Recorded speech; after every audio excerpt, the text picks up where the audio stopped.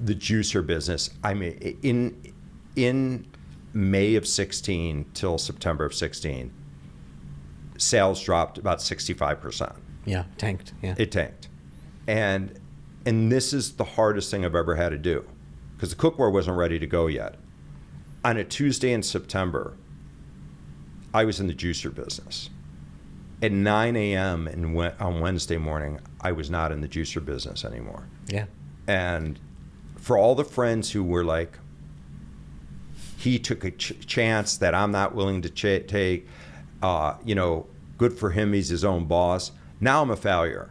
And that failure is one of the greatest things that's ever happened to me.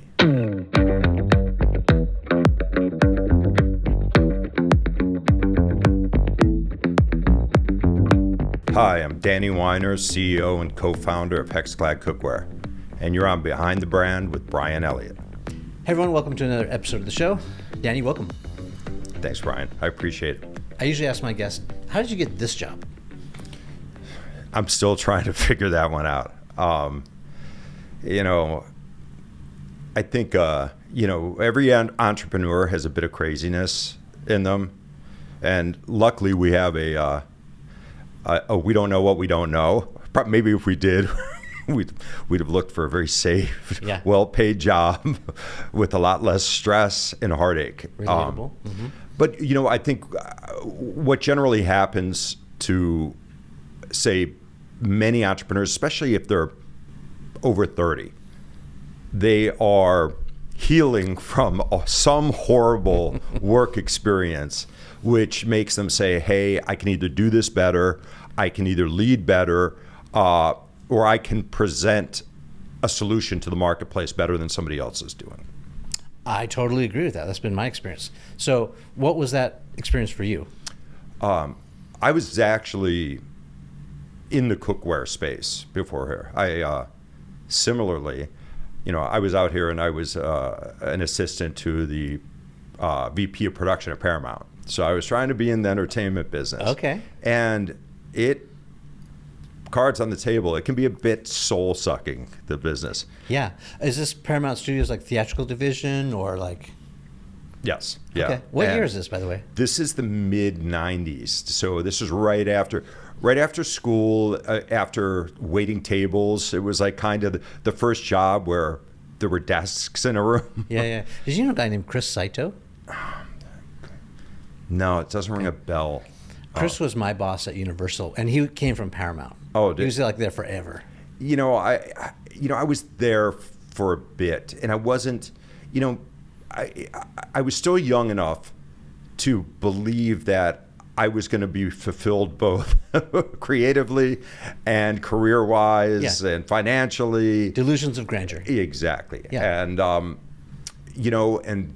so I was there, and I was falling out of love with the business, and I kind of knew it. And I was trying to do everything. I was trying to write, direct, act, produce. Like I was an incredibly unsuccessful George Clooney. Trying to do that type of thing. And during that period, there was that struggle where you're looking at yourself and you're like, what does the future hold? Now, at that time, I guess I was 28-ish. And I would guess I was having my first midlife crisis at that point. Yeah. But it was a point where I was doing a rather significant amount of self-examination. Mm-hmm. And during that period, actually I had a really bad car accident and got beat up, and it took me almost a year and a half to be able to walk without a cane. Oh, wow. Okay. I was in a back brace from here to here. And, everybody's suing and this. I had no money. And just as I was being able to walk, I had a college fraternity brother from NYU who said, listen, I know you're not really working. He goes, I'm actually going to sell cookware this weekend at a trade show, and I could use somebody there to, help me out and run the credit cards. And he goes, it's 3 days. He goes, I'll give you $500. I go, $500? Sweet. Yeah. I'm there, Yeah. So I went with him, and it was fascinating because I went to this this trade show, and it was kind of like this weird, like it was like carnival barkers almost, like, come on up and check, it was a fascinating sea of the best and worst of humanity. Commerce, yeah. Right? It's just... And so I helped him out, and I watched him make like a couple grand in a weekend. I'm like, wow, I was getting paid like $500 a week, $600 a week, and I'm like, if you need any help again. He's like, yeah, I'll let you know. A couple weeks later, he's like, come with me. And then I got like good at it. I got comfortable talking to people. And I can't tell you, it was a masterclass in sales communication. Right. It was presenting a problem you may not know you have. Yep. Stirring the pot, right? Agitating the problem. And by the way, I just happen to be the guy with the solution, right? Brilliant. And here's the solution. And anyway, I wound up doing this for a while, and it was good. It was like it allowed me to pretend that I was still going to write, and I was still going to audition and maybe get my own projects going while I was doing these trade shows on the weekend. And I got very, very good at them. And then I realized, you know what? Wow, that's a 9 o'clock audition in Santa Monica. I'm an Eagle Rock. I'm going to pass on this one. Yeah. But I'm not quitting. Yeah. And then you go, I've moved on. I won't call it quitting because I don't think of myself as a quitter. What I did was I reassessed what was important to me, made a change, and then created new priorities. Mm-hmm. And at that time, it was like, I got to make money. I'm broke. I'm getting good at this, and I don't know how this skill set I'm developing is going to translate into the rest of my life. But let me examine that. So what I did was I got good at it. The company was growing. They go, you're a good communicator. You're a good leader. Why don't you come in and be our national sales manager? Oh, okay. And I'm like, well, I could use a challenge. It's not forever. And I did it. I got good at it. This is in the 2000s, mid 2000s. I got promoted. I was the VP of sales, and this is a challenge, and this happens to the lucky / unlucky few, which is you're good enough at your job, you do it very well, and they pay you just enough that you're very, very comfortable. But, you don't challenge yourself. A salary is a drug they give you to forget your dreams. Yeah. Wow. Wow. Did you just make that up? Yeah. Does that resonate with anyone else? Like, it really does. And that's it. And it was like, the golden handcuffs, as they say. And I was doing quite well, and I was living a very good life. And I don't like being able to do stuff without thinking. Like when I can just do it work on autopilot, I don't like that. So, and I remember I looked at the marketplace, and this is, say, around 2010. Okay. Ish. Give a year or two, give or take a year. And I went to the owner of the company, and I'm like, I've been thinking. I'm like, the marketplace is changing. The way we interact with our consumer, our customer, our partner is changing. Mm-hmm. I'm like, we need to be about community. So I went to him, and I had like Facebook up on my laptop. And I was thinking about, how do we create this amazing cooking community that uses our products? And so I went to him with this idea, and he did one of these. I'll do it to the camera. Hand to the face, he goes. And he looks at me and he goes, listen, kid, this Facebook thing, it's never going to last. Yeah, it's a fad. Yeah. He's like, I've already been through MySpace. And I'm like, and I walked out of his office. And that was the first, like, kind of punch to the gut where, okay, this is not going to last. Yeah. I'm being forced to embrace plan B. Yeah, it's like evolve or die, right? Yep. Yeah. And I walked out that night, and I remember I told my co-founder. My co-founder was my like my number one salesman. And he and I used to go to the gym. He's the type of guy who'd go like this. I was at the desk for a month, not going on the road or doing anything. He'd walk in and go, "You're fat. You're going to the gym tonight." Yeah. I'm like, "Hey, wait, I'm your boss. You're not supposed to call me fat. You're supposed to be tactful about it." He goes, "Yeah, okay, you're fat. Come on." And we went to the gym and we started talking about this. And it took us some time because we were both doing quite well. And it's like, boy, do you risk all this? But what a gift to be like so embedded into that business that you learn all aspects of it. You see the good, the bad, and the ugly, right? Like you know what's going well, what's working, and you know what's not working well. And like that's where the magic can happen, right? Well, yes, it's really, I love the way you put it, and it comes, you put it that way from the wisdom of hindsight, but when you're in the maelstrom of it, you're kind of like, okay, is life fucking with me? Or you need to pause, examine it, embrace it, and then say, there's positives here. And that's where I need to focus on, Yeah. Well, so Seth Godin, who's like one of my favorite people, he wrote this book called The Dip. And The Dip is all about trying to understand when to quit or pivot or when to stick it through. Because sometimes, when the going gets tough, you just need to hunker down and just like push through. And then you get to the other side and you're like, oh, I'm so glad I stuck with it. I'm thinking of like, Navy SEALs training. It's just like hell, right? And that first, they're trying to weed you out. But if you stick it out, you get to the other side and then you get to be in that elite group. But there's, a bit of that weeding out process, and a lot of people can't hang for whatever reason. Business is the same way. Like, I've stayed at jobs way too long. Now in hindsight, I know that because I was wondering how long to give it. And then other times I feel like I quit too soon. So it's I think the really successful people have made really good judgments about that. Excellent point. And I'm not familiar with the book, and I probably should be. And I'm going to put it on my list because that is one of the most important things.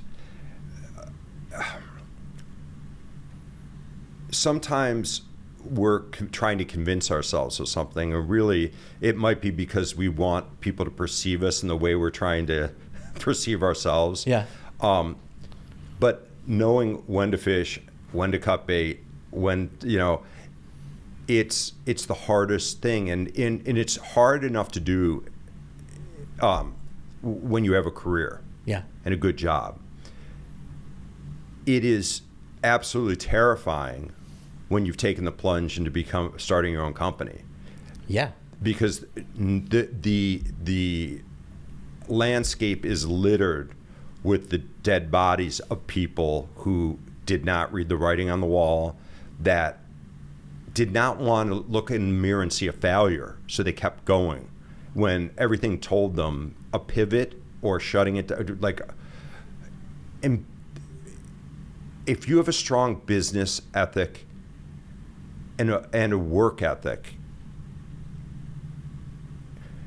there's no shame in retreating. Mm-hmm. Or pivoting. Either one. The case study that comes to mind is like the classic Kodak camera story, right? Like, so Kodak had all the technology to do digital cameras. They're like, nope, we do film. And digital cameras, just like social media, that's a fad, it's not going to happen. And, look, where's Kodak now, right? Look at Blockbuster Video. Yeah. They didn't see Netflix coming or all these other technologies coming. In fact, I think didn't they turn down a very low ball opportunity to buy Netflix? Yeah, and they're like, oh, no, this isn't. I just watched that BlackBerry movie. Did you see that? No, I haven't seen it yet. It was pretty good. And, BlackBerry's the same way. They're like, iPhone, schmyphone, no one's going to care. Buttons are where it's at, on a screen. So it's like there's this like story after story of all these people that didn't see the signals. And, you got a choice. You bring up some excellent examples there because, you take something like BlackBerry, and they didn't want to offend their current customer. and they fell on the pyre of dead companies protecting that aging, dying consumer. And you see that. That's like you see it in the restaurant business. Oh, well, we don't. Our core audience, they love the early bird special. Well, you don't make any money on the early bird special, and those people aren't going out as much. But God forbid they're 80. They're not going anywhere right now. But you've hitched your wagon to that as opposed to innovating and saying, you know what, give them enough credit, even though they're 80 or 18, that you're going to present them with a product that's so good, they're going to be like, okay, this is better. Really, that's it. When all of a sudden, it's amazing how quickly a business flounders because they're so committed to satisfying this small core group cult really for your product. I think the most dangerous phrase you can say, in context is, well, we've always done it this way. Yeah. Good. Well, and so, that's killed more companies, right? And it's like, you don't understand that you need to go upstream or you need to go downstream. You need to change. But like the status quo, it ain't working anymore. I just heard Jack Tsai, Alibaba, at the JP Morgan conference, and he said something, and I hated it and liked it at the same time. But he talked about, really like how they need to bring in young people for their new ideas. And as somebody who is not young anymore, I don't like that, because the thing is, I believe experienced grizzled vets can have new ideas. They don't often, and I think that's a missed opportunity maybe to be like, wait. I'm like, no, like Alibaba isn't there just because you brought in a 28-year-old and he had this new idea. Really the home run may have been a 50-year-old who doesn't believe that everything he knows is the be-all, end-all. Yeah. And that he can take an idea that he heard a 28-year-old, give 30 years worth of business experience to it, right, and shape it into something so compelling that the marketplace can't help but react. Yeah. There's no excuse or no substitute for experience. The only way to get experience, ironically, is to just make the mistakes, do the thing for an extended period of time. Sometimes you're a teenager and you invent this website called the Facebook, and it does trillions of dollars. Sometimes that's the anomaly, but most of the time, the rest of us have to go to the school of hard knocks, do the thing, make the mistakes, learn from the mistakes. And so I think that exercise is sort of age agnostic too. I mean, you can be 21 and have lived a very active life doing a lot of stuff, or you could be 51 and have this extended career and have done stuff. So the great ideas, I agree, can come from anywhere. The other thing I was thinking of when you thought what gets people stuck into not wanting to change is this sunk cost fallacy, right? It's like, oh, dang it, I've been working at this company for 10 years. I've invested all this time and my energy, and I've built these relationships. I don't want to lose all that to jump ship and start my own, cookware company. That's risky. So how did you bridge that gap between the sunk cost fallacy thinking? I mean, you were there for a while. You were kicking ass. So you were head of sales and probably making decent money. Yeah, too much. I was overpaid. Yeah. So how did you decide to jettison all of that equity that you built in that career and then jump off onto the dark side?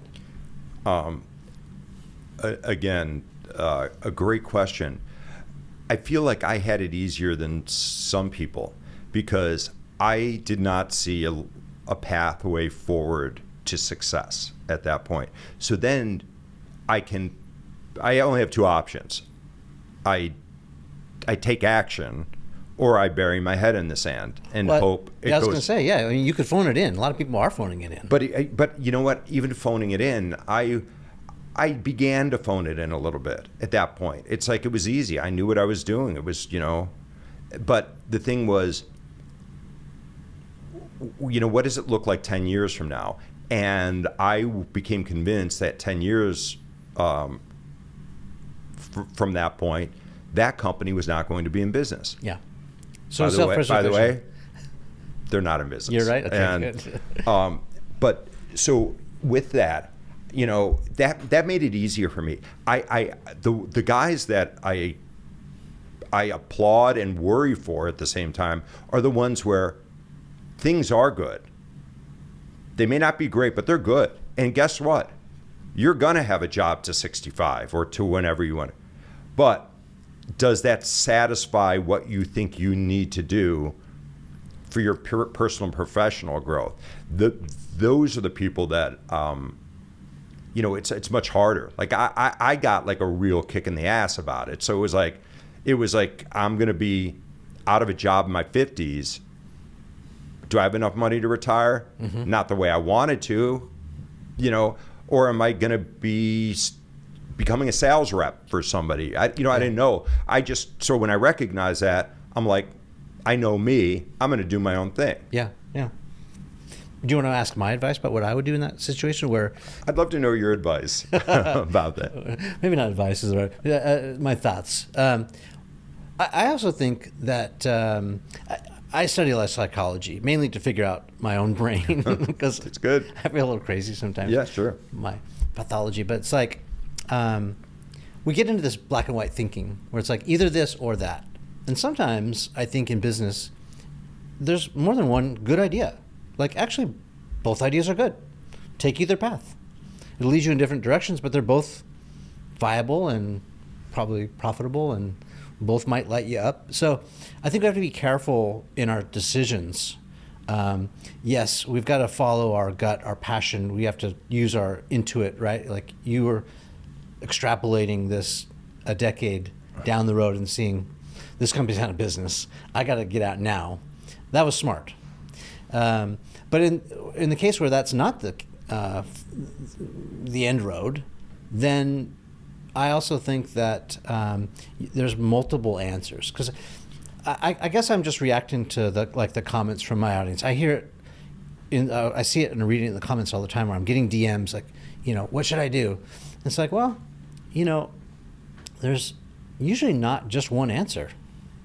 There's multiple answers, and then there's always it depends. Like a lot of things happen. I didn't expect in 2008 when I started my little startup that the recession would come and just punch me right in the face till about 2012. Didn't see it coming. So we just had to react. But anyway, I feel like this is where the opportunity is, when you can see what's coming down and then react accordingly. And it seems like it's paid off for you. Knock on wood. Yeah, it's been an incredible journey. It was both terrifying and exciting. But so many things are. I mean, I've heard people describe their wedding as terrifying and exciting as well. Fair. So almost anything worth doing should have a little of both. You don't just get the good, right? Yeah.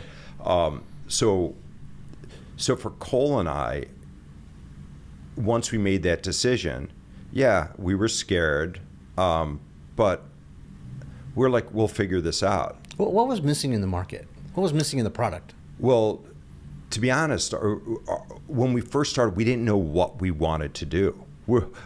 Like day one was, we're going to start our own company. Okay. And that was it. That was the end of the conversation. Okay. Now day two, okay, what kind of company? We loved stuff in the kitchen space.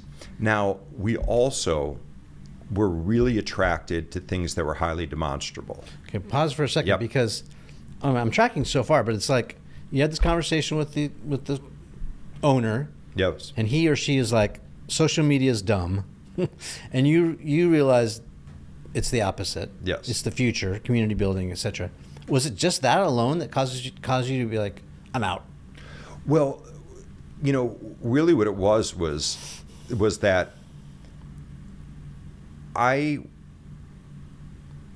saw the journey from say the funnel, changing, like first touch point to conversion. So top of the funnel, very like above the funnel, even not even in the funnel. Yeah, consideration. Yeah. changing to the purchase. And I knew the model we were using, that was not going to lead to conversion. What we needed to do. What was that model? Well, really what we were doing was we were doing a lot of these restaurant trade shows. We were doing these home shows, these things where you're getting the consumer in front of you. But the thing was, the relationship was 10 minutes. And you either created value in that 10 minutes or you didn't. And that either led to a sale. And that was the whole relationship. Yeah. And that, what I realized was the consumer wanted a deeper relationship with the companies from which they were purchasing. They wanted to know listen, everybody wants value, right? They want value for money. But now people want to know, does this company have a company ethos that I agree with? Do they, they want to know the officers in the company. Are they good people? Like, especially the millennials and the Gen Z audience, which was something that was kind of new. Baby boomers were like, hey, is it good quality, and am I getting a value? Okay, done. I don't care what you do in your personal time. And right. So, and that led to this idea of community. And also, one thing I found that was we were getting no second purchases too. So if we're ending this relationship after 10 minutes, you might stumble down the road into us and say, oh, I was real happy, and what do you have now? I'd like to buy a stir fry. But, to give up developing this relationship, it's like meeting somebody out and you having this amazing night, and then I hope I run into them some night out again, right? Right. One and done. Yeah. You need to create this relationship if you want to enjoy any of the benefits of it. Yeah. So that's what was missing, and that's what I felt we needed to develop. You couldn't buy Facebook ads then. There was no really monetizing that. Yeah. Let me just underscore what you just said, because it's, I think, really, really important, but it was kind of subtle the way you said it. So if you missed it, what Danny is saying is, a lot of people will have this great idea. They'll start a company. We're starting a company today. And then tomorrow, what's the company about? Fine. But baked into that was this idea that you already knew the pain points or the problems that you're seeking to solve. Because I think a lot of people make this mistake, and it's out of the order of operations. They have this great idea. They make a product. Okay, pots and pans, let's just say. I got a great idea for pots and pans. Great. I'm going to make the dyes, and I'm going to spend the money, and I'm going to choose the colors, and I'm going to the fonts and the packaging, and I'm going to order a bunch, stock a warehouse full, and then I'm going to ring a dinner bell. All right, come and get it. Come buy all my stuff. And I think that's completely backwards. Very risky. It can be done.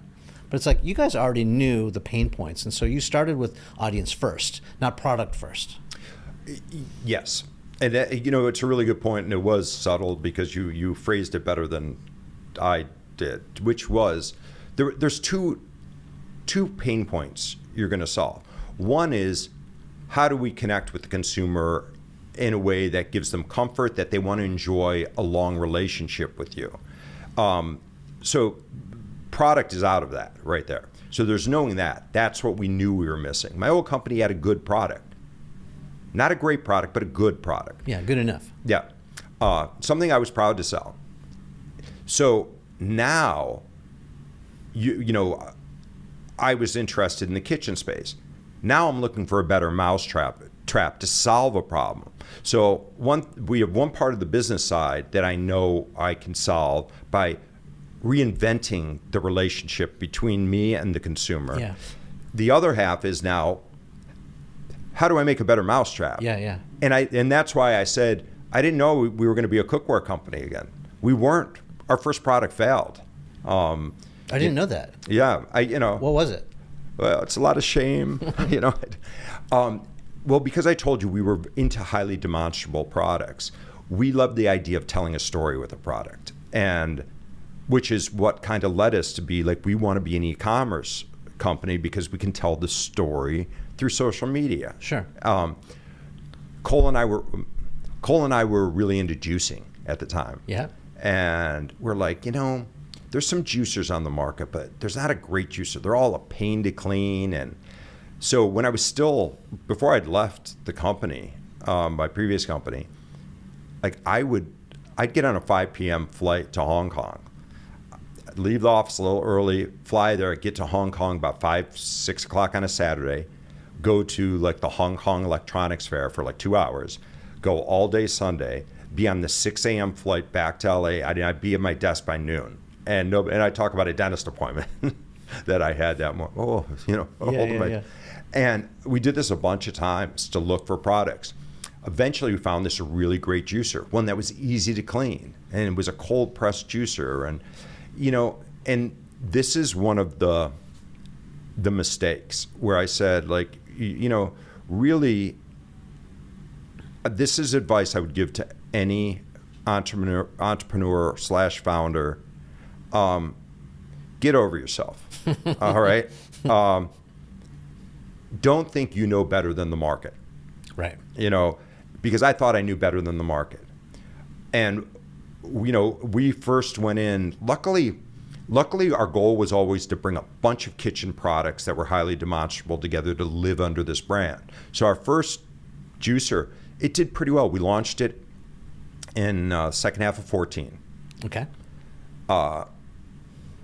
It started to get some traction in 15.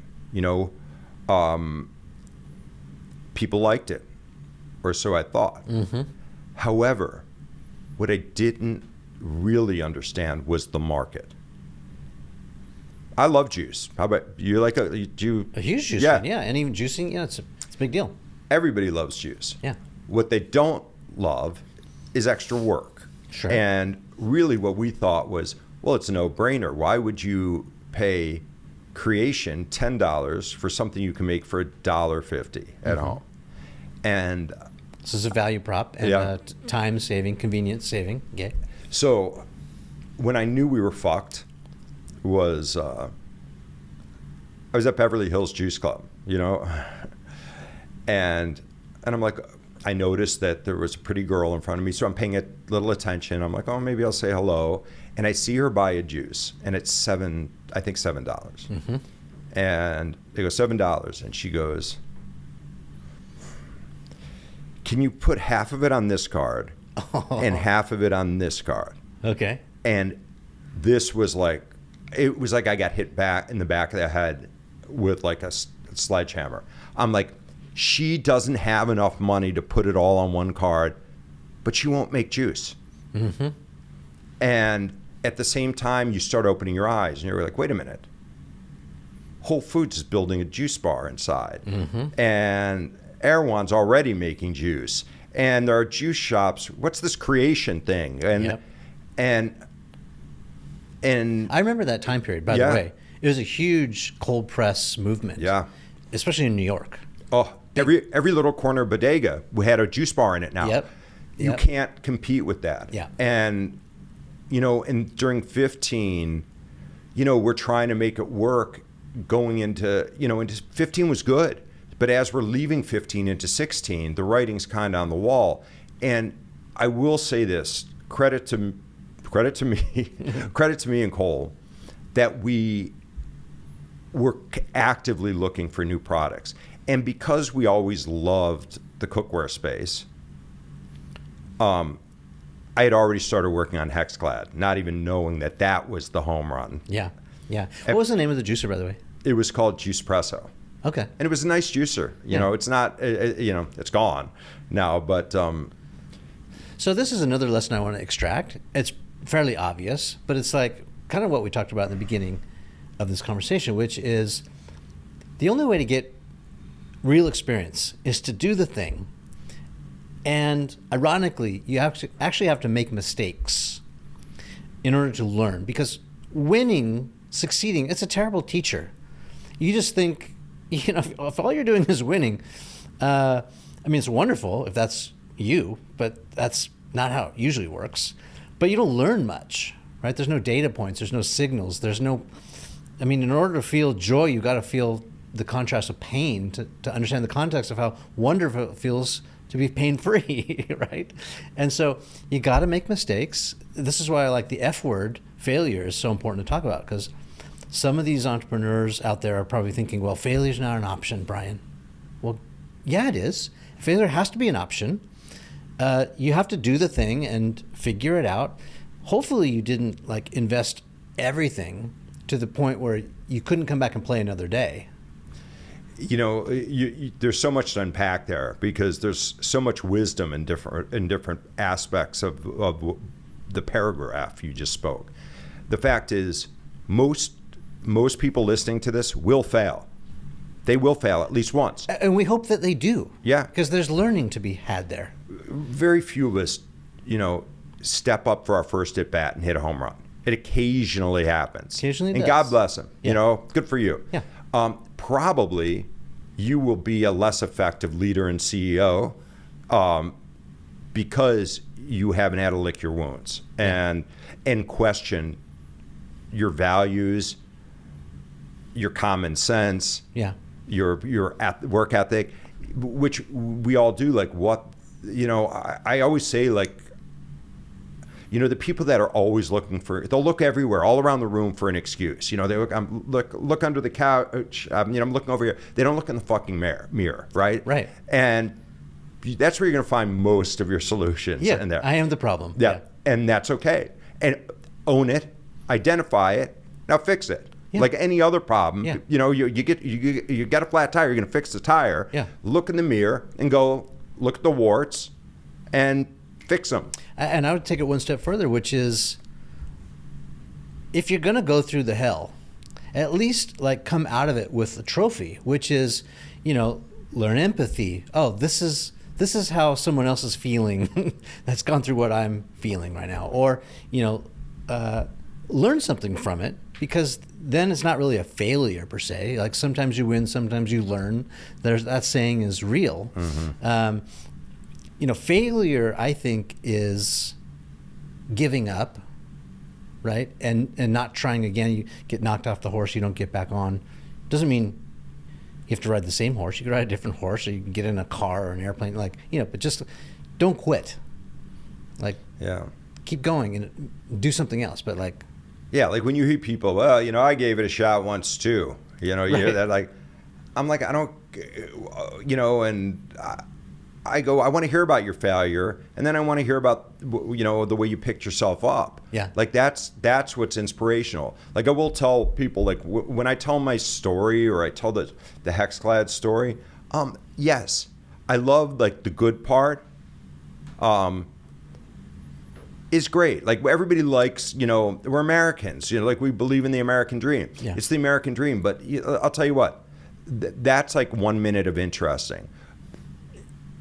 What's interesting is, how do you get there? How do you overcome the obstacles, the challenges? You know, how do you, when nobody is believing in you, you know, how do you motivate yourself? Like, when you're waking up at 4 a.m. thinking you're having a heart attack, and you're like, well, I better get to work, because I did that. I woke up. I would wake up every day 4:30 and 16, 17, like, what the fuck am I doing? What am I doing? And then I would go, I got a better product, and all I need is to create the next opportunity to tell my story, and then people will buy. So you're able to figure out that in 2015, heading into 16, the juicer market saturated. Yeah. Great pun. I love puns. And so you pivoted. You had HexClad sort of on the brain. You were working on it. You know, it was interesting. So, you know, these moments where you go, like, an instrumental moment in your life. So I would go to different trade shows in Asia, and there's a huge one in Guangzhou, China, called the Canton Fair. It's famous. I don't know if you've heard of it, but it is, imagine 20 SoFi stadiums filled with products. And by the way, it's 3 weekends, and each weekend's all different products. That's how big this is. And I heard that you want to be in the Ritz-Carlton in Guangzhou, in the club lounge. That's the place you meet people. Okay. We didn't even have enough money. In fact, at that point, we had the juicer, but it really wasn't going well yet.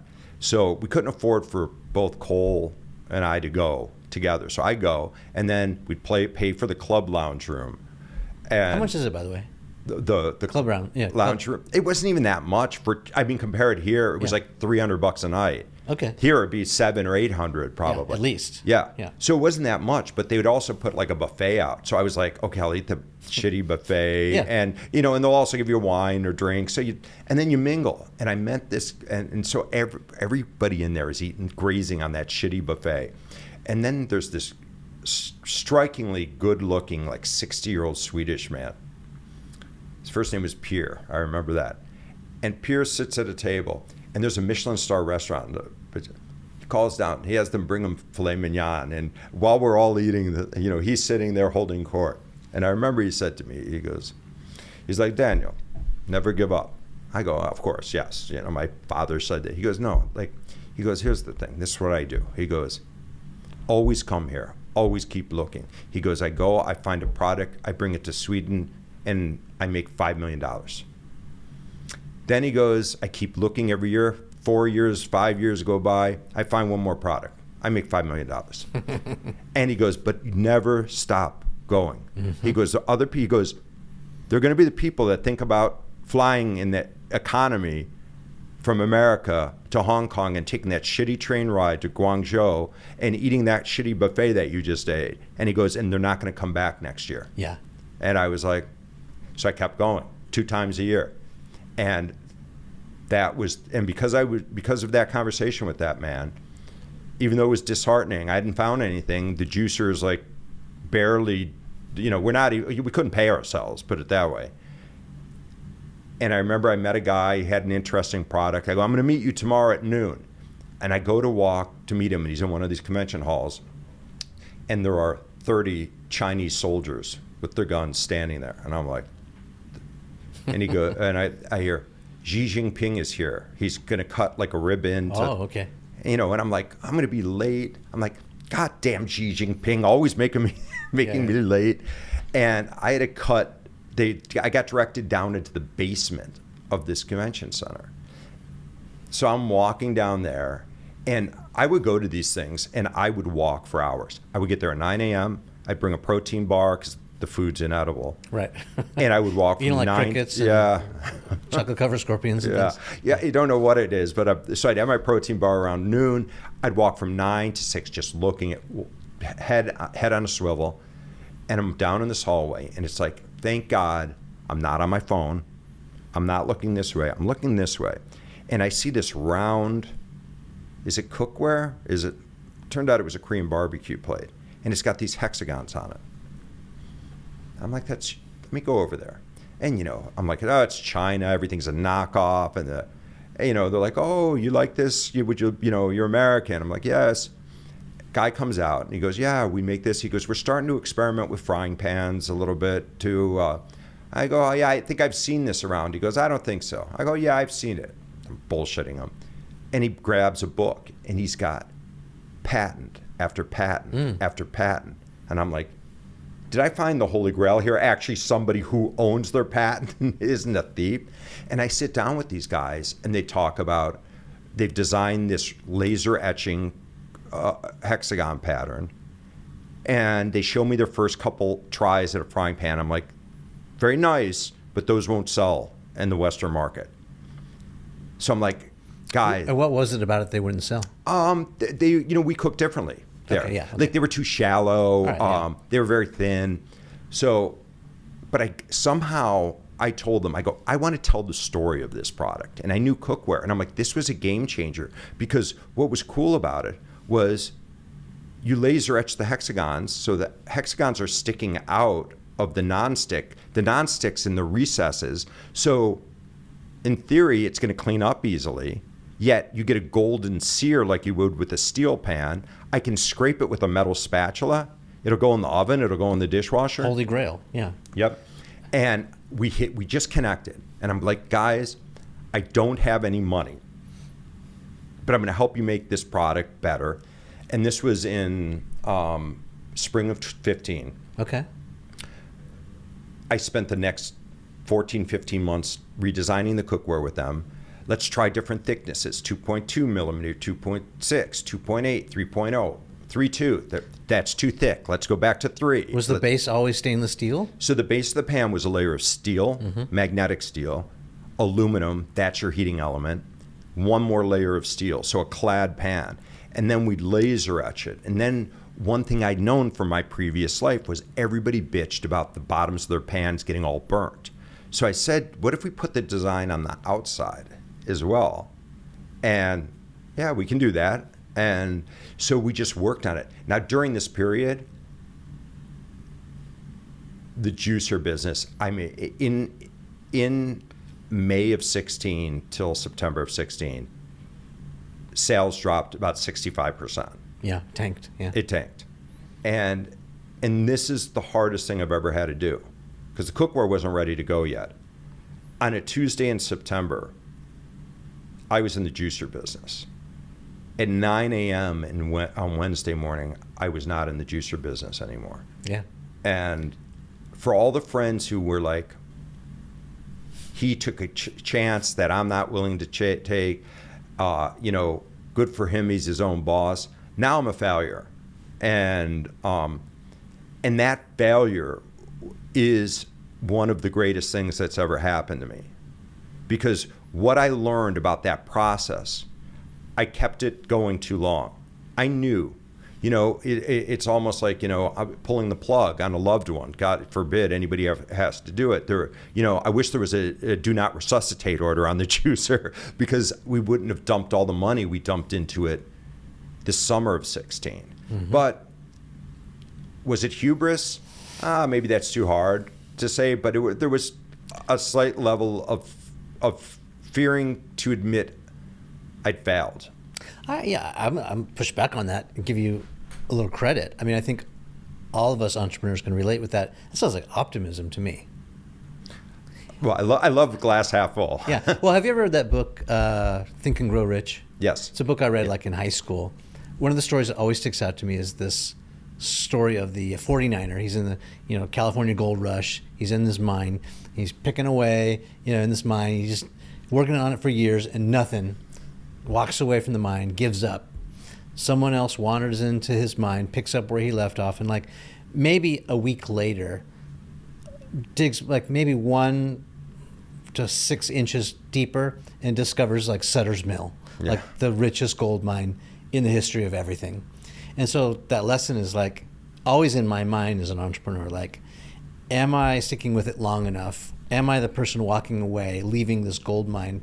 And so you just never know. But it's like I understand and can relate with that optimism that you had, if only, or we just have to, and then, you just don't know sometimes. No, you don't. And, and this was a flaw of mine as a businessman early on.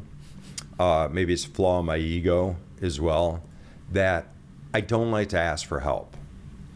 Also relatable. Yeah. Yeah. And I will tell people now, ask for fucking help, because there's somebody who either has that experience already, who's smarter than you, that's done it before, and they can get you from A to B faster.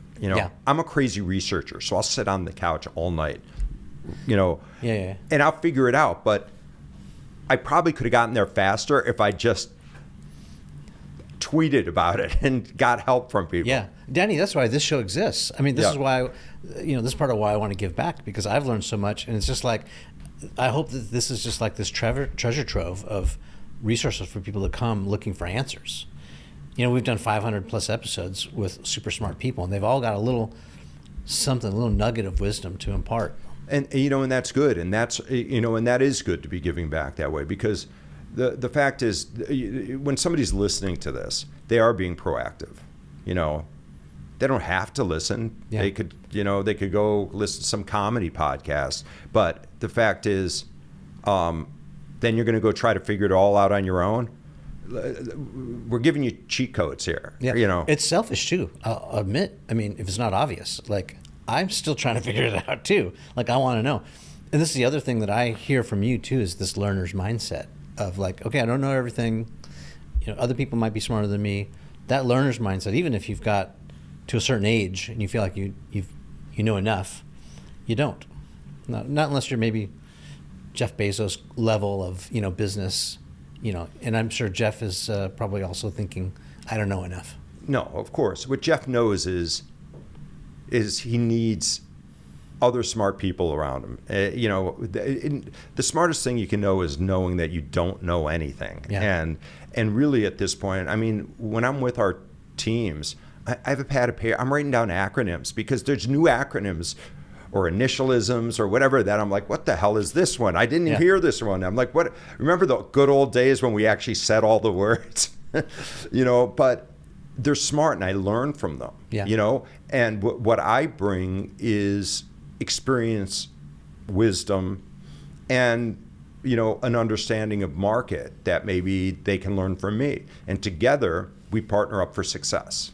So it sounds like that's what you brought to the table to the OEM. You finished your product. You made it as good as you thought it could be. Mm-hmm. When did you launch? So we made our first manufacturing run it went into production August of 16 for an October delivery. How many SKUs did you have? We started at the time, we had we had 4 SKUs. And what were they? They were the 8-inch frying pan, the 10-inch frying pan, the 12-inch frying pan, and our 12-inch stir-fry pan. How did you decide what the SKUs were going to be? So this is something else I knew. Like, I knew we couldn't come to market with everything.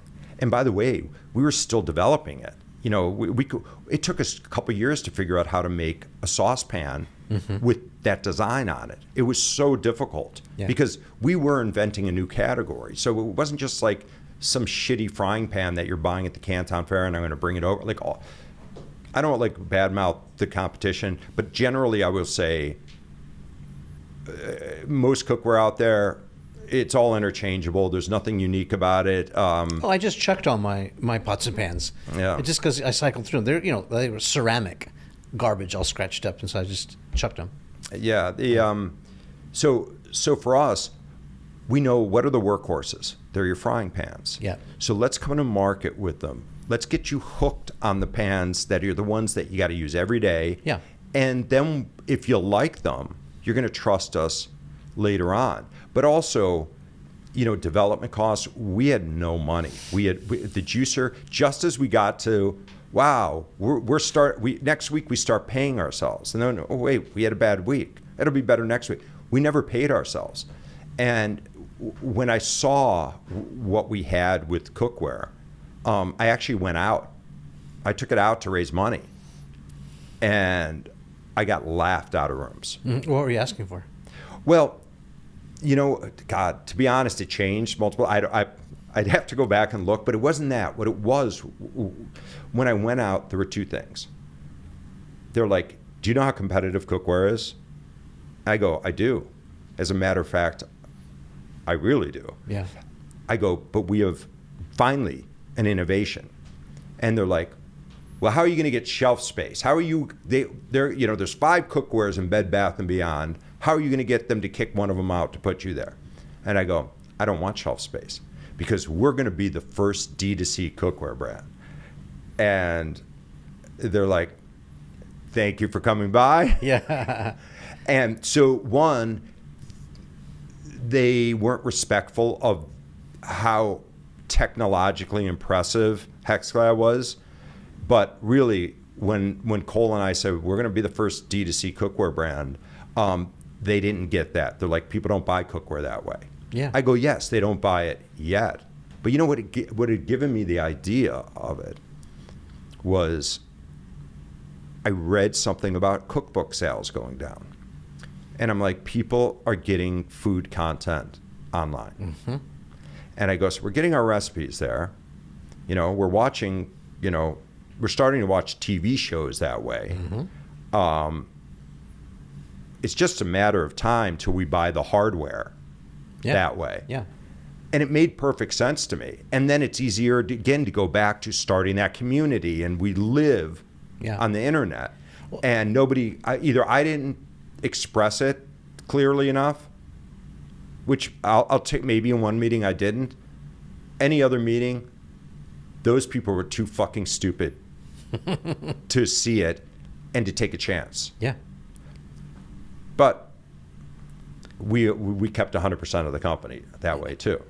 Yeah, and it sounds like you didn't have much to lose. Like you guys are already kind of off the rocks of hitting rock bottom. We had everything. So because of that, when Cole and I looked at each other, we're like, if we believe in this, we went all in. Like I emptied all my retirement accounts. Over 90% of my entire net worth was in HexClad. Was this just to make the first run? And get it and create I mean, all this stuff, like people know, like we get compliments on the HexClad logo all the time. They're like, oh, what did that cost to design? That cost $200 to design because I put a contest up on a website called 99 Design. Yeah. And that's all I could afford. So I'm like, and I had all these amazing young artists from Indonesia, from Pakistan, sending in these designs. We had like 60 really good ones. So we're like, wow, that was, and Cole and I came up with, join the hybrid revolution and these can we trademark? Great, we can do that. Yeah. Everything written on the box is I wrote. Yeah. Everything. Bootstrap. I wrote the warranty with, and sent it to the lawyer. I don't want you to write it. I can't afford for you to write it. Yeah. So I wrote it and I go, now make sure it's legal. Yeah. So that's how we did everything. In fact, that first shipment of cookware, we found that we could save like 15% by shipping it, like just the pans nested in their bags, not in the box. And we lied to like Yellow Freight or somebody at the time. They're like, well, is that a residential address you're delivering to? We're like, no, it's not. That's a common mistake. Right. And the guy shows up. He's like, I can't drop here. This is a house. That's not. And so we're like, say hello to Mr. Franklin. Can you drop it now? And, we dropped it in an alleyway and then we carried it in his backyard and we set up, a line. We're taping the boxes. We're jamming pans in, closing them up. We had so many paper cuts that we're getting blood on the boxes. We had to clean blood off them before we could sell them. Yeah, you're fulfilling everything yourself. You do, yeah. And then we drive them to the UPS store. Well, how much did you invest in that first run? Give me a ballpark. Was it $100,000? Was it $1 million? Yeah, I would say between Cole and I, we were in there somewhere between 800 and $1 million. Yeah. And was that the MOQ at the time? Basically, you maxed that out? Yes. Yeah, we did on the first. Yeah, on that first order. That was product development, product testing, creating the packaging design. You think about it, but I'm like, I got to create a box for an 8-inch, a 10-inch, a 12-inch. I got to do the big box. So creating, all of that. The initial website. To save money, we would write everything ourselves, and What other DTC brands were doing it well in that space, and who are you looking at? Like, there was, from a ballsy perspective, I was looking at Casper mattress. Okay. Because they gave me hope. They were ahead of us, and my initial reaction was, nobody's going to buy a mattress that way. Yeah. And then I went, maybe they would. Yeah. And then I bought one. Yeah. And it was fine. The experience was fine. The experience was fine. Yeah. And that gave me I can do this. It's bigger than a box of pans. Yeah. And, and the thing was nobody had done it in the cookware space. I take a little bit of pride. Cole and I will be like, look at all these, you cook. So, if, you follow any cook content creators, cooking content creators, you're getting our ads, you're getting all these, and we were the first ones to say, hey, we can do it this way. And then a year later, over the next few years, all these brands became these D2C cookware darlings. And, you're a little flattered because I bet you these are backed by some VC that laughed us out of the room in 2016. And then they backed some inferior product later on. So how did you come up, this show is called Behind the Brand. We talk about brands a lot. How did you choose to sort of go into that premium space? I mean, it was somewhat driven, it sounds like, from the get. You've got all this technology, patented I mean, it was sort of decided for you, but how do you look at the difference between like a product and a brand? Yeah. You know, what's the difference? And then talk about what the HexClad brand is. Okay. So one is like, we all know what you're comfortable with as a businessman. What, like, and by that I go, what do you want to be associated with? Some people are very comfortable being associated with, this is a cut rate disposable product and I'm here to make money. Mm-hmm. And that's how I will judge my self-worth based on my bank account. I'm always of the belief that, can I bring the best possible product, adopt you as a lifetime partner as a customer, and the money will come. So it's funny. I know so many products that think they're brands, and I know brands that think they have a great product, and they don't. Yeah, always. I mean, your juicer didn't make it to brand. It stayed a product. It stayed a product. Yeah. We were trying to make it a brand, but it didn't. You know, it didn't. We didn't have enough money to make it a brand. We weren't able to deliver the message, and then ultimately it died its natural death before. Yeah. You know. And you call it Juicepresso? Yeah. So it's sort of kitschy name too, like off the back of Nespresso. Yeah.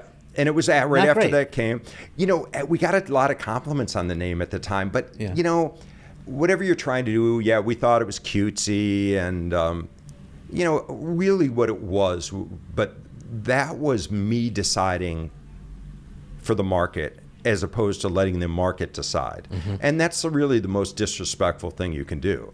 The market, your job is to communicate to the market. You're not going to make the market really buy something that they don't like, they don't see value in it.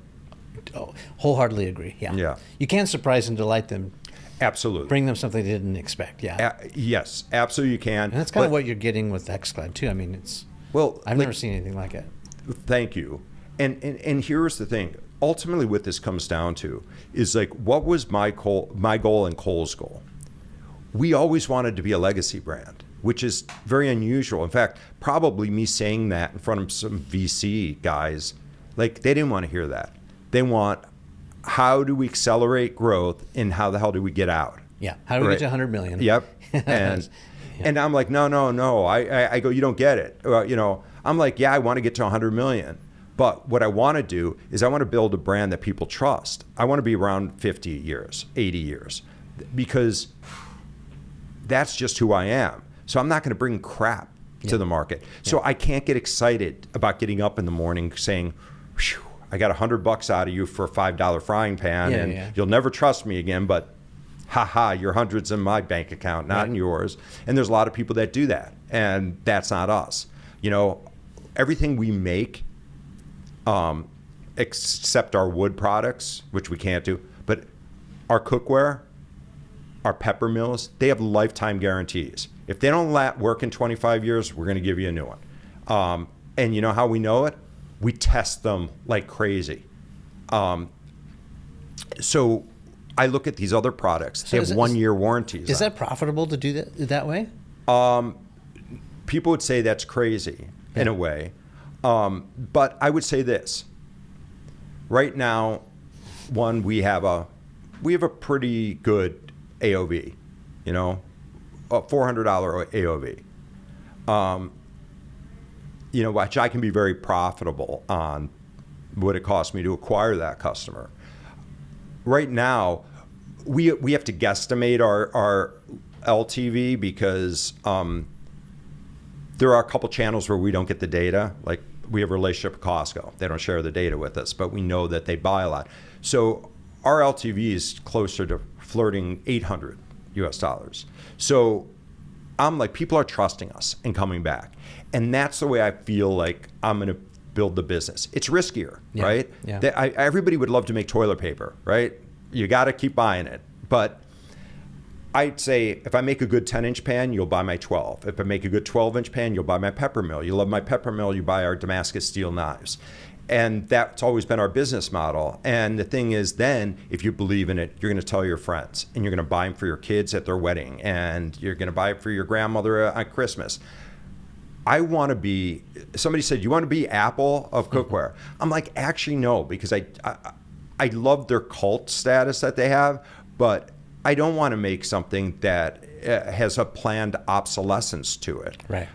I go, the best comparison I could think of is like when I was a kid, like my dad in the 1980s, if he wanted anything in audiovisual, he'd be like, where's the Sony? Where do they keep the Sony stuff? It wasn't the most expensive in the world. It wasn't cheap. The Sony Trinitron TV was a lot more expensive, but you know what? It was better than most things, and Sony backed it up. So he didn't have to research. Yeah. Back when you had to buy the magazine, yeah. You know, he didn't have to buy a magazine because he'd just go to Circuit City and go, where do you guys keep the Sony? And then he would look, and it was more than the Panasonic. Yeah. But it was, and I kind of like that about it. I want people to go, when I think about the kitchen, all I got to do is, honey, just go to HexClad.com. You know, HexClad did all the work for you.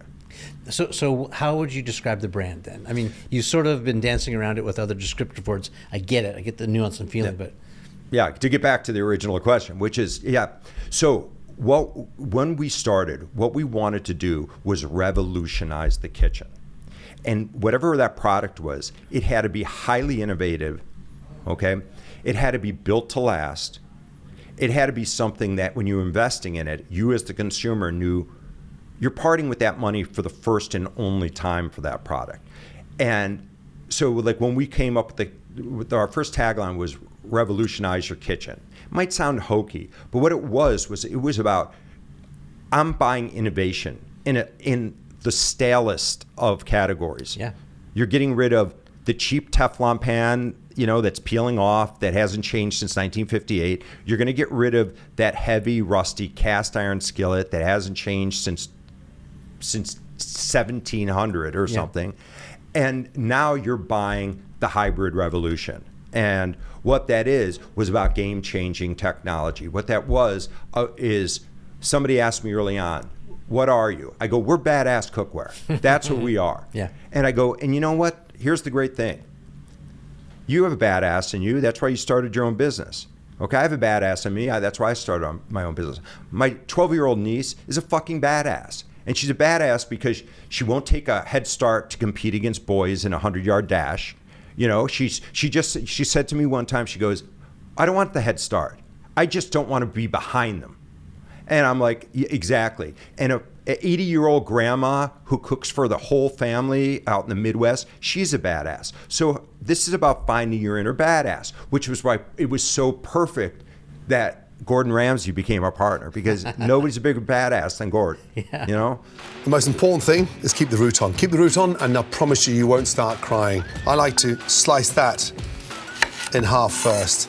And depending how thin and finely chopped you'd like this, depends on how wide those slices are. Keep it grouped together carefully, let the knife do the work, and then literally, again, motion, finger in front, two behind, and just chop that shallot. Just look how finely chopped that shallot is.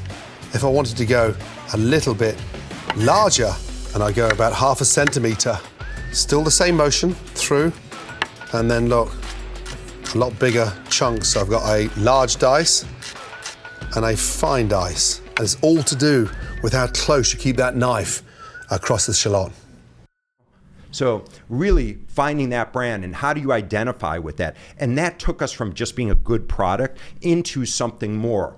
And that's why that we are transitioning currently from just being a badass cookware brand to a badass cooking lifestyle brand, where we own the kitchen, we own the experience, we own recipes, we own the experiential. How do you go and get an opportunity to sit down at a dinner curated by Gordon Ramsay or Nancy Silverton or Dominique Grant? Yeah. We want to own all of that. Yeah, I love it. We talked so much about brands here. The one common thing that keeps bubbling up is a brand is distinct. You know, it stands for something. When it doesn't, you know, talk about Costco, for example, I'll go there and I'll buy ibuprofen. You know, there's 100 pellets or whatever, and then Advil's right next to it. It's like, I don't need the brand. The generic is good enough because I don't care. There's no difference, right? And so it's not distinct. Advil is blue or whatever the color is, but that's about it. They both work the same way. So, it sounds like you're building a brand that's distinct. It has certain, characteristics, features, and benefits, and technology, and patents, and then above all that, there's an attitude that goes with it. Like people like us who are badass do stuff like this. We cook with this kind of stuff, and so a brand becomes a shorthand for what you stand for, what people can expect from you. Well put. Like when you go see a James Bond movie, what's going to be there. There's going to be some shaking and not stirred. There's going to be some fast cars. There's going to be some beautiful people, probably some violence. You don't even have to see the trailer, and you know what you're going to get. Mm-hmm. And ideally, that's how you're building a brand. But then once you launch it out into the general public, then it's in the hearts and minds of the people. They get to decide. And that's the beauty of it, right? Like, so you've created this thing. I made this for you. You ship it. They buy it. You ship it. And then they get to decide. And so the brand can have many different interpretations, millions if you have millions of customers. But hopefully it's tracking back to what you are creating an experience for them, or an expectation for them. If you say you can send this thing back 25 years from now, you better keep your word. Oh yeah. And then if you do, then that becomes what your brand's about too. Danny keeps his promises.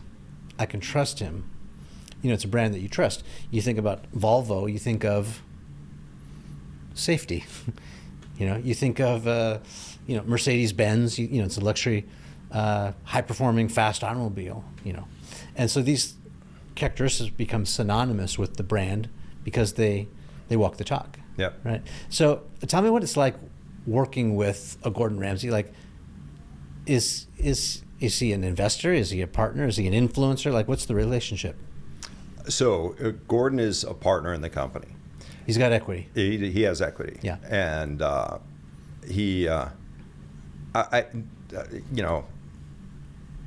even told my assistant I'm running late because Gordon's had me on the phone for an hour and 15 minutes this morning. Yeah. Which is true because he's very involved. Hands-on. Yeah.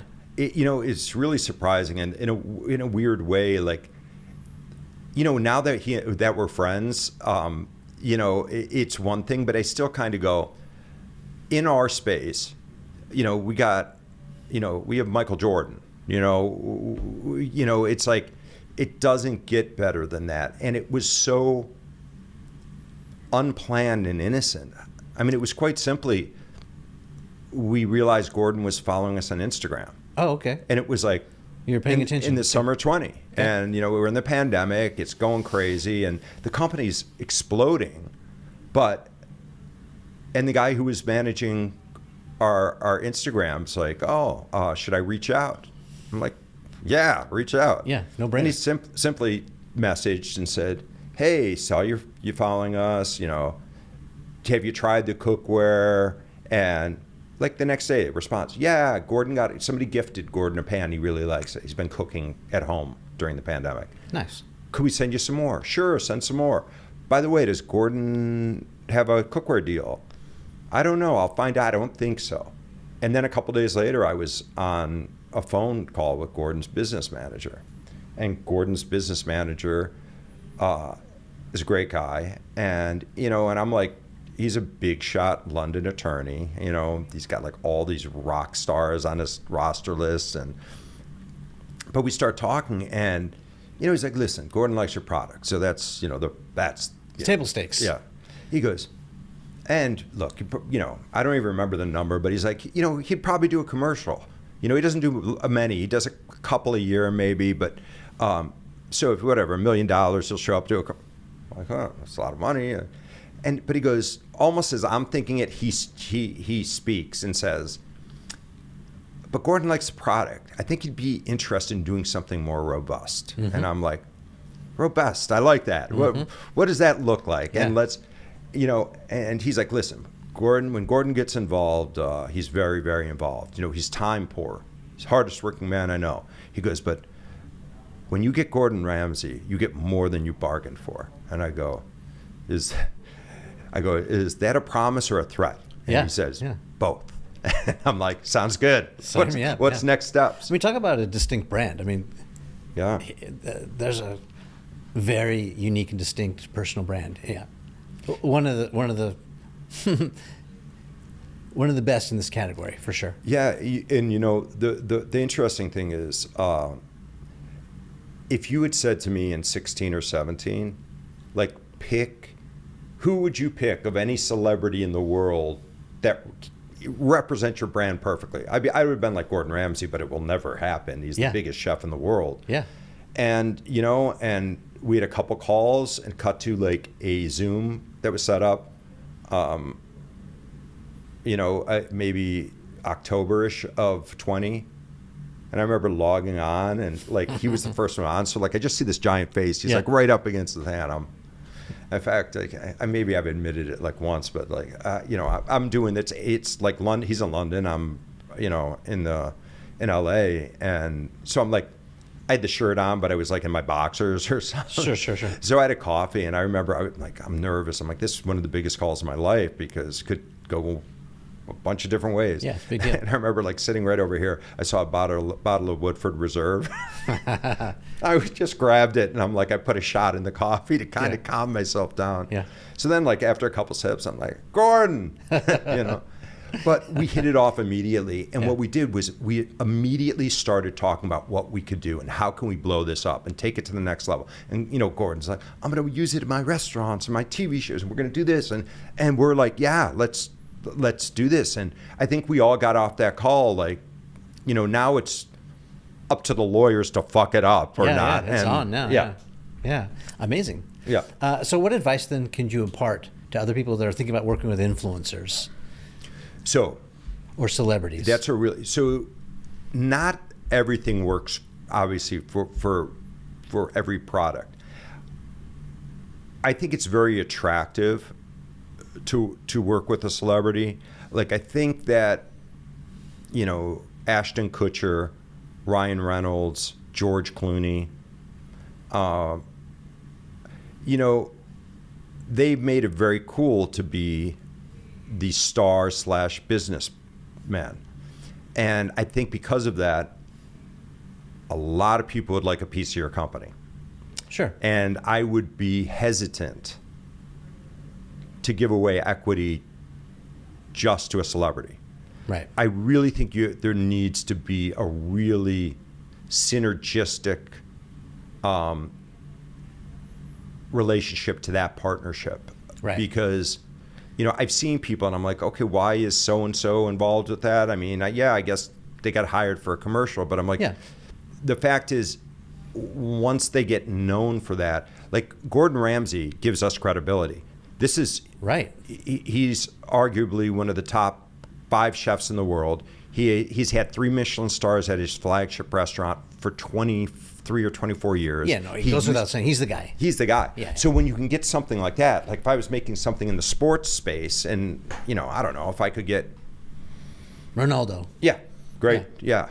Then our friends at Whoop just did this. I had Will Ahmed, who runs this company called Whoop, or the Whoop strap. It's so wearable, like a. Yep, I've seen it. And they just signed Cristiano Ronaldo. But see, that makes sense, and that's worth it. And are you getting the right partner? Yeah. Like not many people get something where you get a guy who's super involved, like Gordon. So I think understanding that if you're bringing somebody in as your partner, they should be proud to be your partner. By the way, right. It shouldn't be like you got to grudgingly get them out to honor their 2 events they have to show up for, and their 2 filming days, and whatever that looks like. They don't actually use the right. I mean, Kim Kardashian and Skims, that makes perfect sense too. I mean, she's, embodies literally the product, and it's like, it makes sense. Yeah, many of them do. I mean, I would have said a while ago, Ryan Reynolds and Aviation Gin, that doesn't make sense to me unless, I don't know Ryan, but maybe he's a huge gin drinker, but I don't believe he is. I think he likes gin, but I don't think he's like, I have a dream to own a gin company. I think it was something that worked, and he said, I believe in this product, and watch what I'm going to do. Yeah, my hot take on that is that Ryan Reynolds is the anomaly. He's actually a brilliant marketer. Yeah. And like advertising genius. He understands comedic timing, and he's a brilliant storyteller. So slot in any product, he could make probably a new brand of bread and we'd buy it. It's not about aviation gin being special or some of these other, like he bought a phone company, right? Yeah, and he invested in a soccer team, right? And made a documentary about it. Yeah. But what he does, which is so admirable, is it's not like, hey, you just get here, you got me, whatever the contract says. Yeah. He's like, I'm going to build this business. I'm going to get involved. And that's the reason why it gives his partnership with Aviation Gin credibility. Because, hey, I'm out here promoting this product. I'm doing it all the time. That says to me as the consumer, this guy believes in it, that he just didn't take his check. And so I would always say, when you're going to give up equity, look at that partnership. Really see the alignment. Because if they really are aligned and believe in it, they're going to go above and beyond. Right. Because the thing is, right? If you're enjoying the upside, why wouldn't you do everything you can to grow the business? Yeah. We had CEO of Chamberlain Coffee on here the other day, and Emma Chamberlain, is this 23-year-old influencer on YouTube who loves coffee, and so it was a great natural extension. You have the Logan Paul brothers doing their things with Prime Drinks, and their personalities and their pitchmen are kind of like a Ryan Reynolds type, where they can, doesn't matter really what they create, they've already got the audience's attention, and so that makes sense. So I think that's really good advice. And one thing, if you don't mind, because and I separate them all. Like, I don't really consider Gordon an influencer for us. And then but I think like influencer is key. Now, there are different levels of import, right, with influencers. But I think like finding the right group of influencers who maintain their personal brand credibility when they like your product, I think to accelerate growth, I think that's key. And then also on top of that, to have a really smart and well planned out affiliate strategy as well. Mm-hmm. I think a company's doing themselves a disservice if they don't start that relatively early on in the process. And I mean, I think I have an idea why, but I'd like to hear from you. Is it just because it amplifies the reach by orders of magnitude? I mean, I think in probably its most important and its most basic. Yeah, absolutely. Yes, you nailed it. That's it. And these people are building personal brands. And when they lose their personal brand, it's hard to get it back. It can happen, but usually people move on to other influencers then. Right. So when you get the right ones, it does give your product credibility. When you realize that the one gift you have with your 800,000 TikTok followers is that your audience trusts you. If you give your equity away, which is trust, well, you got nothing now. So then if they trust you and you trust HexClad, they're going to trust HexClad as well. Mm-hmm. They might not be ready to buy yet. I don't need them to buy today.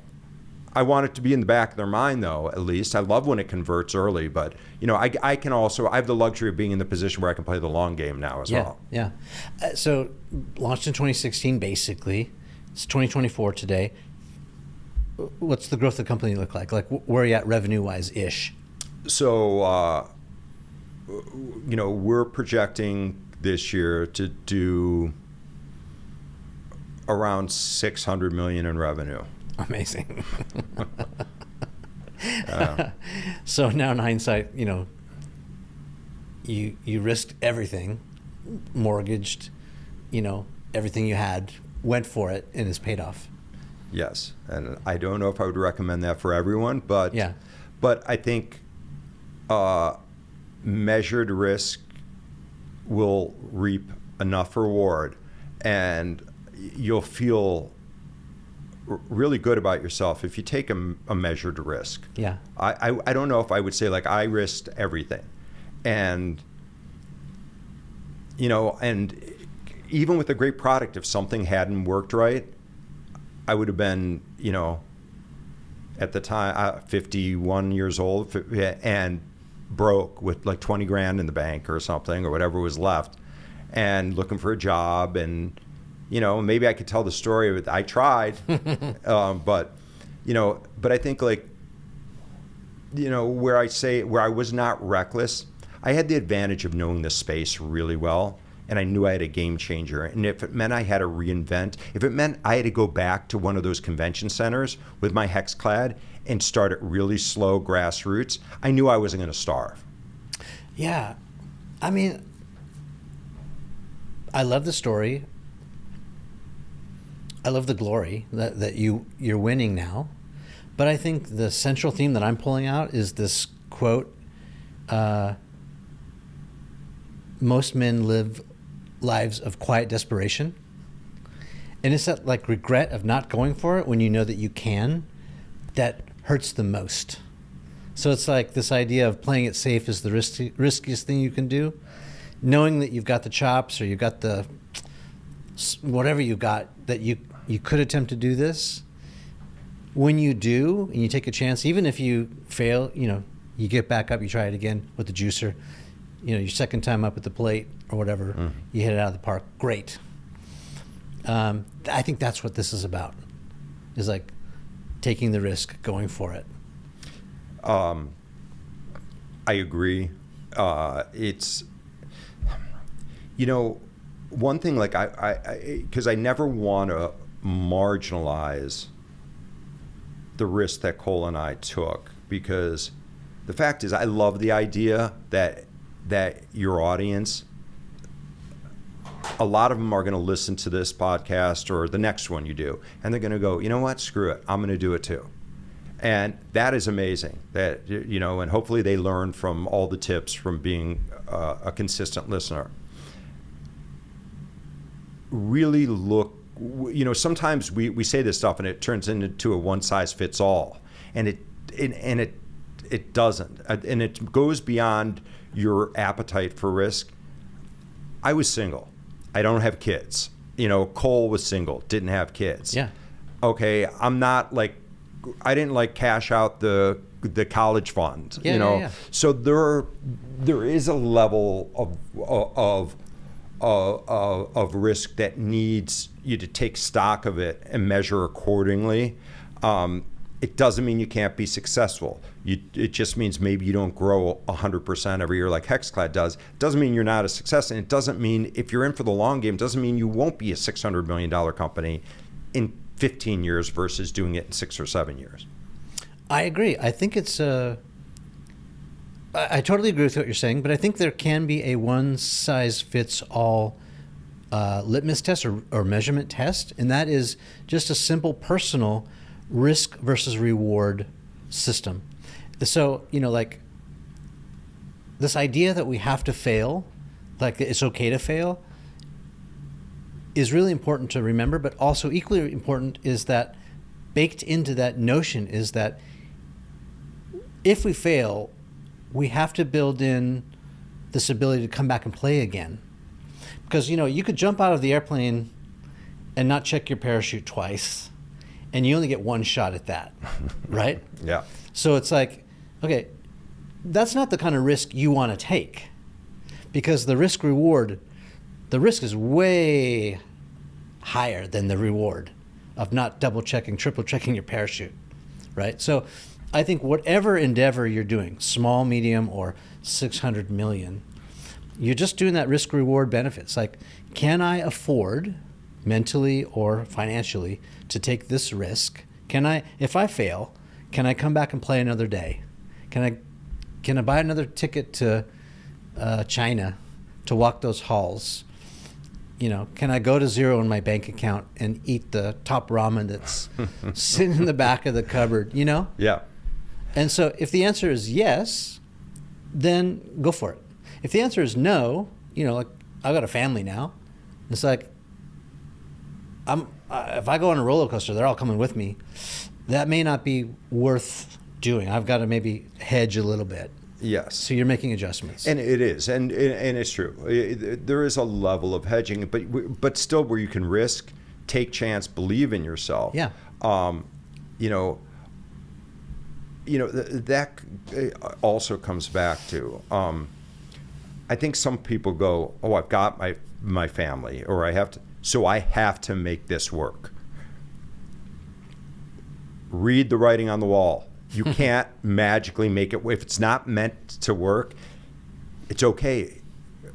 Regroup, right? Pull back, regroup, close down the juicer, start the cookware. Because like we started this conversation off talking about failure. I spoke at VCon last year to this group, and that's what I talked about. Was my part was about failure. I go, failure has been my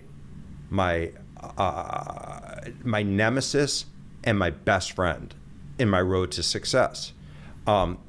You have to really look, like I talked about in the mirror, when it comes to failure. What was my role in the failure? What wasn't my role? You're going to have a big role in it.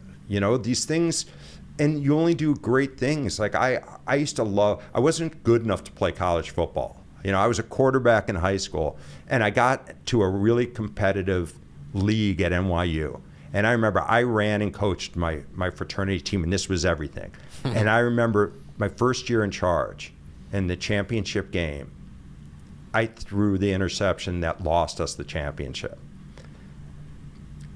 I obsessed for an entire year about that. And I obsessed about the whole game because I'll tell you what, I wasn't good enough in that game.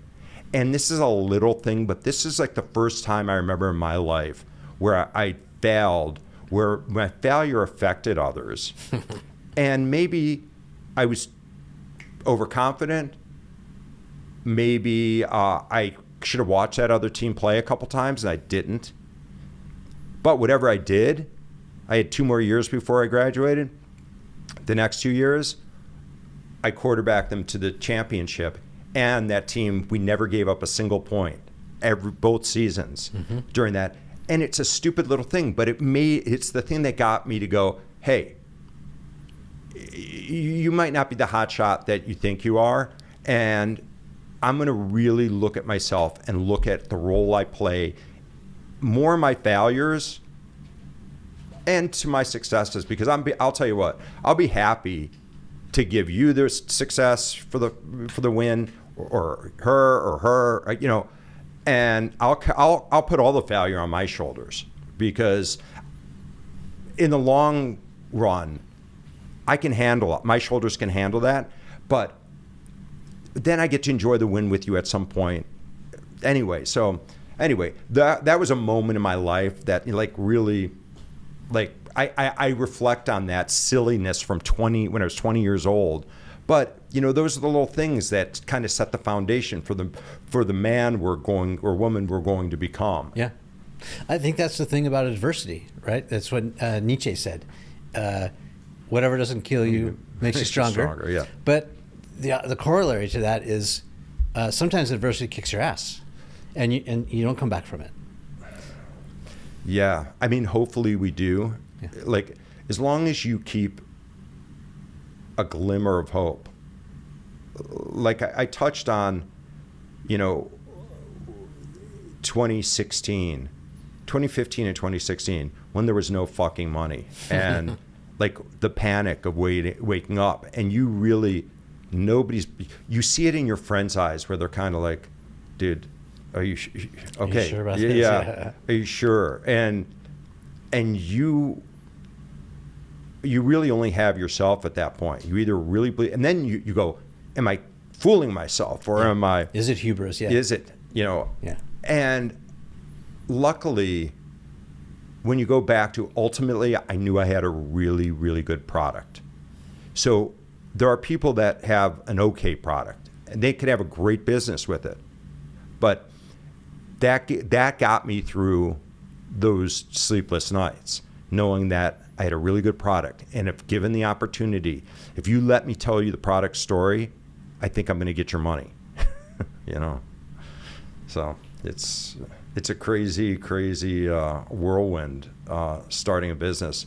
But I got to be honest, it's the best thing I've ever done. The most challenging, the most joy, the most heartache, the most aggravation, the most laughs. But yeah, I wouldn't change it. I mean, we were just sitting back, you know, chopping it up, reminiscing about the good old days and all that. You know, tracking my roots, where I came from and where I'm going.